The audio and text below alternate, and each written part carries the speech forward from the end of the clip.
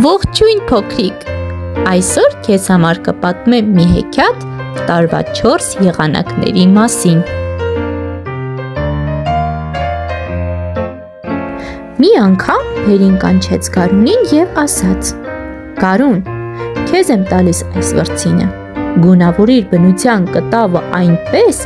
ինչպես ուզում ես։ Գարունը թաթախեց վրձինը կանաչ ներկի մեջ, ավելացնելով մի քանի այլ երանգ և թռչունների ծլվլոց, ավարտին հասցրեց կտավը։ Փերիին կտավը այնքան էլ դուր չեկավ, և նա կանչեց ամառին։ Ամառ, քեզ եմ տալիս այս վրձինը, գունավորիր բնության կտավը այնպես, ինչպես ուզում ես։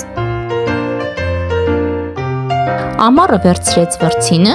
և կտավին մի քանի գույն ևս ավելացրեց, ապա նկարեց մեծ արև։ Այ հիմա պատրաստ է, ասաց ամառը, բայց քմահաճ Փերիին այս կտավը ևս դուր չեկավ, և նա կանչեց Աշունին։ Աշուն, քեզ եմ տալիս այս վրձինը, գունավորիր բնության կտավը այնպես, ինչպես ուզում ես։ Աշունը վերցնելով վրձինը, ասաց. Միևնույնն է քիչ են վառ գույները։ Նա ավելացրեց կարմիր, դեղին և կանաչ գույները կտավին, թեև դրանք քիչ անց դարձան շագանակագույն և թափվեցին։ Փերիին այս կտավը ևս դուր չեկավ, և հուսահատ Փերին կանչեց ձմեռին։ Ձմեռ, քեզ եմ տալիս այս վրձինը, գունավորիր բնության կտավը այնպես, ինչպես ուզում ես։